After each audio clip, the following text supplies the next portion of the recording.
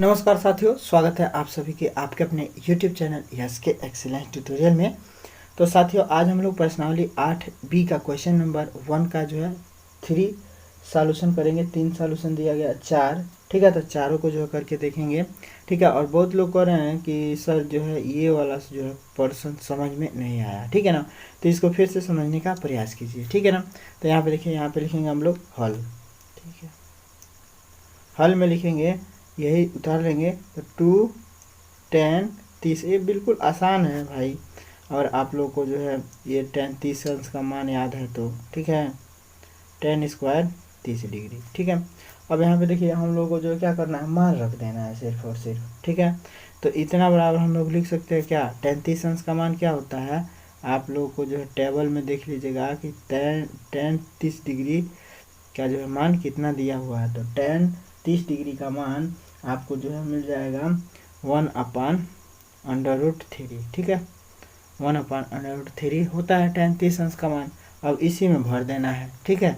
तो इतना बराबर हम लोग लिख सकते हैं, हम देखिए 2 इसके साथ गुणा का संबंध है। 2 और 10 30 है ना, तो 2 और गुणा समझिए, और 10 30 अंश का मान कितना होगा, तो 1/√3, ठीक है।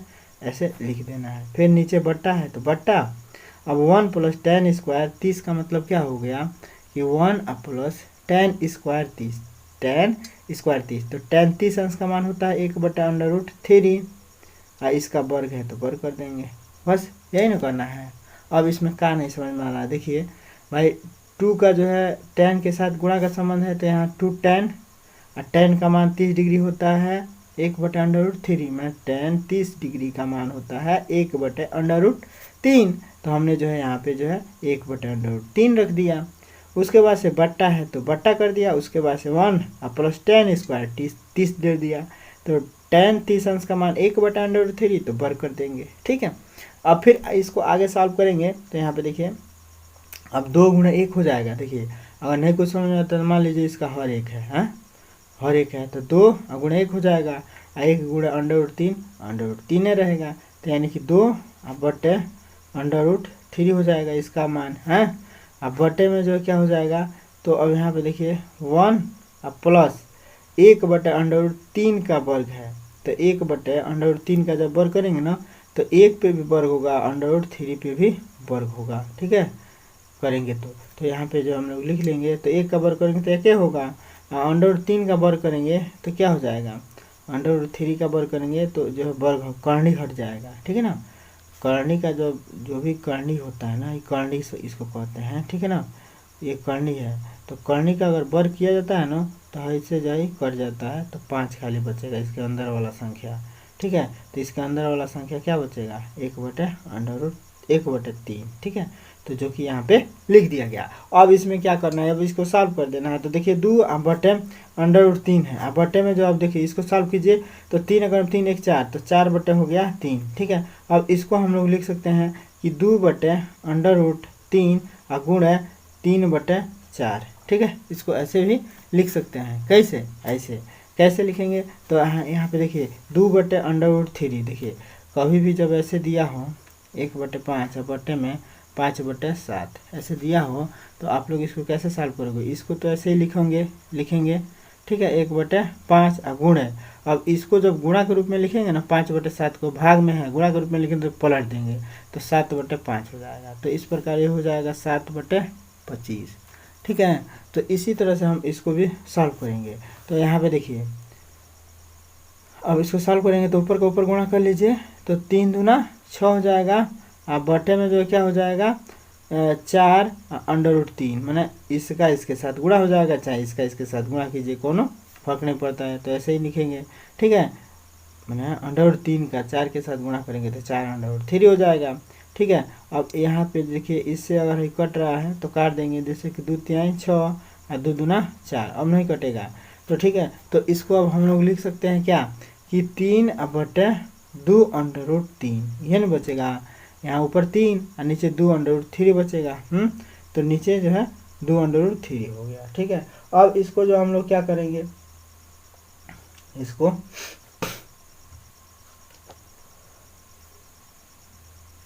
अब इसको जो है परिमीकरण कर लेते हैं। अब इसको परमेयीकरण करते हैं। तो परमेयीकरण करने के लिए मैंने हर में रूट वाला संख्या नहीं होना चाहिए। तो इसको हटाने के लिए क्या करेंगे, √3 दिया है तो एगो और ही √3 लेके ऊपर नीचे गुणा कर दिया जाए तो इसके मान में कोई फर्क नहीं पड़ेगा और ये जो है रूट भी हट जाएगा।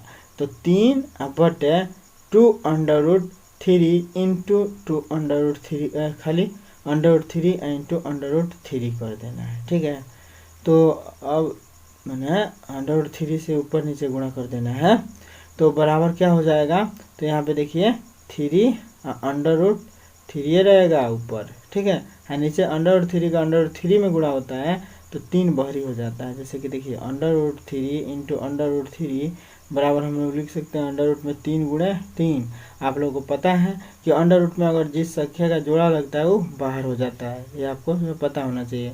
ठीक है, तो जो है इसको बाहर कर लेंगे 3 को। ठीक है, तो 2 गुणे 3 हो जाएगा। ठीक है, तो 2 गुणे 3 हो गया इसका मान है, तो 2 गुणे 3 हो गया। अब 3 से चाहे तो इसको काट सकते हैं, पूर्णांक होता है। ठीक है, तो ये हो जाएगा आपका √3/2।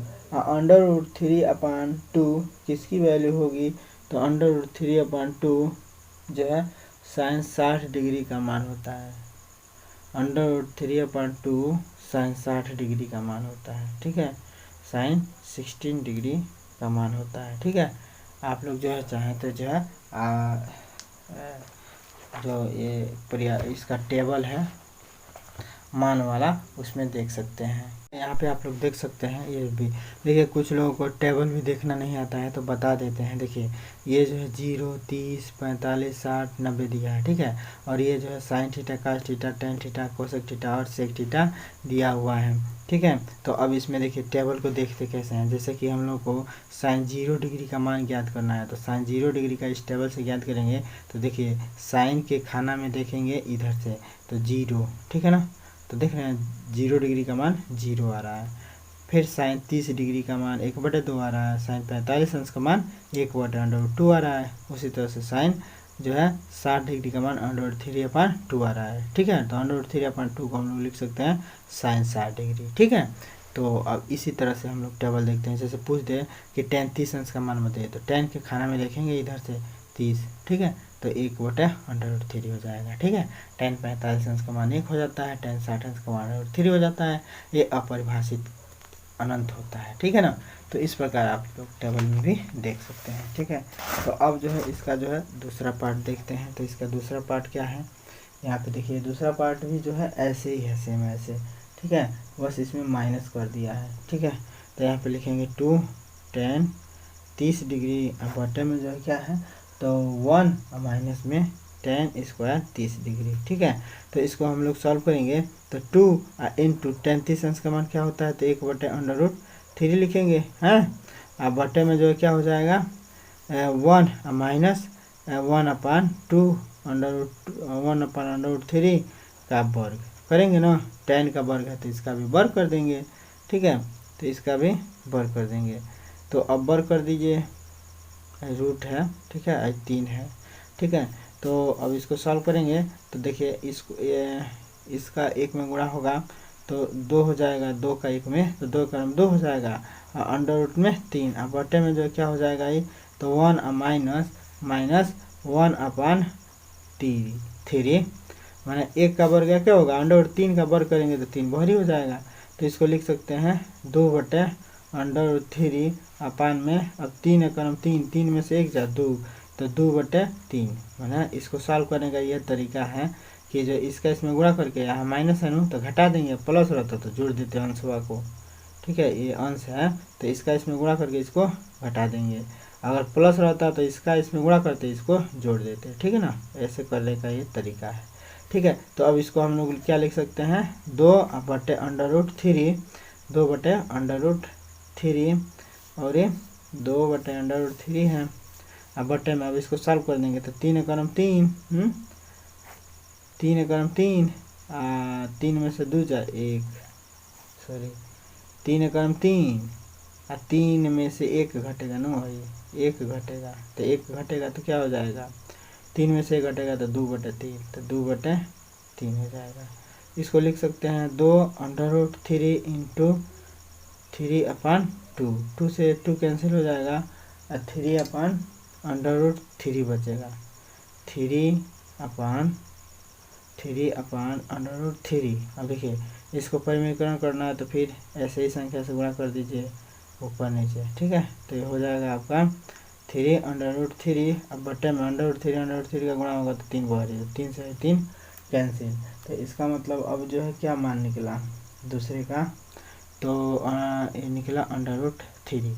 √3 जो है कितने का मान होता है, तो ये होता है tan 60 अंश का मान, ठीक है। तो इसको जो हम लोग लिख देंगे इस बात को कि tan 60 डिग्री बराबर इतना होता है, ठीक है। तो जब इतना आ रहा है तो tan का मान कितना होना चाहिए, 60 डिग्री, ठीक है।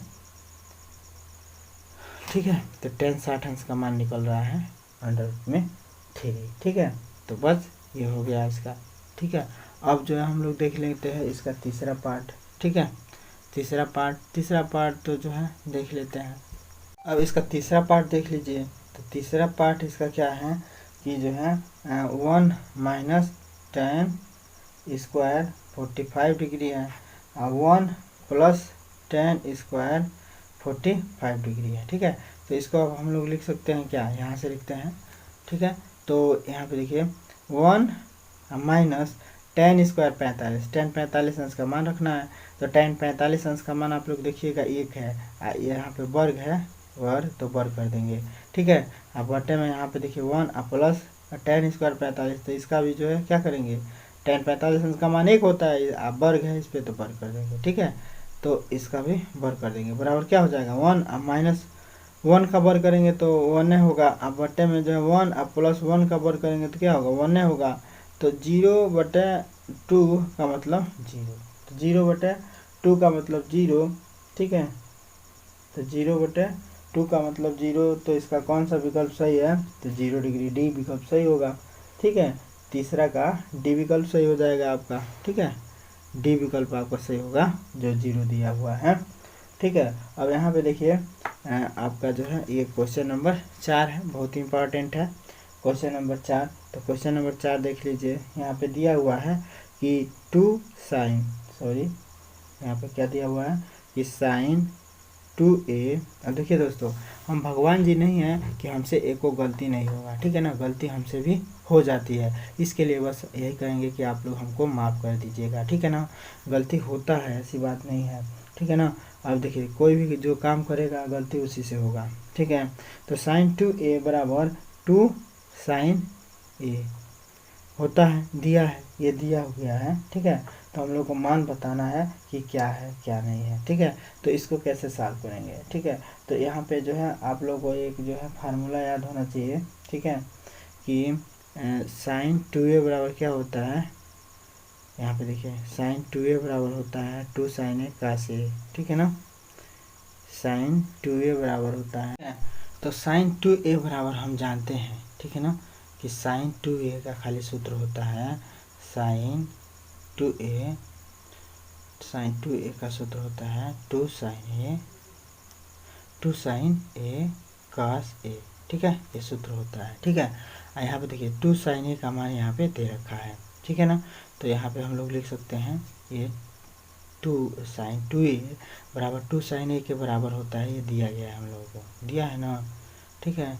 तो जब ये दिया हुआ है कि sin 2a बराबर 2 sin a, ठीक है, हम लोग जानते हैं ये सूत्र है कि ये सूत्र है कि sin 2a बराबर 2 sin a cos a होता है, ये सूत्र है। अब sin 2a का मान जो है हम लोग यहाँ से ले लेंगे, ठीक है। तो sin 2a का मान जो है क्या है, तो 2 sin a है, यही ना है। sin 2a का मान 2 sin a यहाँ पे दिया गया है, जबकि हम लोग जानते हैं कि sin 2a बराबर क्या होता है, 2 sin a cos a होता है, ठीक है ना। अब इससे तुलना करेंगे तो 2 sin a cos a, ठीक है। अब देखिए 2 sin a से 2 sin a कैंसिल हो जाएगा, मतलब जब इधर आएगा तो भाग होगा, अब भाग होगा तो ख़त्म हो जाएगा, एक आएगा, ठीक है। मैंने इतना अब बटे इतना होगा, मैंने इतना बटे इतना होगा, दोनों सेम संख्या है तो एक हो जाएगा, ठीक है, कट के, और ये हो जाएगा cos a, ठीक है। अब देखिए cos a का जो है मान निकल गया एक, ठीक है ना। तो जब काश ए का मान 1 दिया है, इसका मतलब इस एंगल का मान कितना होना चाहिए कि ताकि काश 1 आ जाए, ठीक है। तो इस एंगल का मान देखिए 0 डिग्री होना चाहिए। देखिए टेबल में, जैसे कि अब हम लोग जो है टेबल में देखेंगे कि काश कितने डिग्री का मान 1 है, तो काश देखिए इसमें काश 0 डिग्री का मान 1 है, यानी कि थीटा के जगह पे क्या लिख देना, ए के जगह पे क्या होना चाहिए, 0 होना चाहिए, तब ना काश 0 अंश का मान 1 होगा। तो यानी कि यहाँ जो थीटा है वह 0 होगा, यानी कि अगर आपके सवाल में काश ए है तो इसका मतलब ए का मान 0 होगा, तभी ना ए का मान 0 लिखेंगे तो काश 0 का अंश का मान जो है 1 हो जाएगा, ठीक है। तो इसलिए हम लोग जो है क्या करेंगे, काश 0 लिख देंगे। तो यानी कि विकल्प हमारा कौन सा सही होगा, काश 0 का मतलब ए विकल्प सही होगा, ठीक है ना। तो यहाँ पर हम लिख सकते हैं कि काश 0 बराबर 1, ठीक है। तो काश 0 बराबर 1 का मतलब कि जो है कौन सा विकल्प सही होगा, तो ए विकल्प सही होगा, ठीक है। ए विकल्प आपका सही होगा, ठीक है। तो इस प्रकार तीनों सवाल आप लोग को आशा करते हैं कि समझ में आ गया होगा। सवाल समझ में आता है तो चैनल को सब्सक्राइब कर लीजिएगा और जो है वीडियो को जो है शेयर कर दीजिएगा और इसको अधिक से अधिक जो है क्या कीजिएगा, अपने मित्रों में, अपने जो है दोस्तों में बांटिएगा, ठीक है। तो फिर मिलते हैं अगले वीडियो के साथ, तब तक के लिए जय हिंद।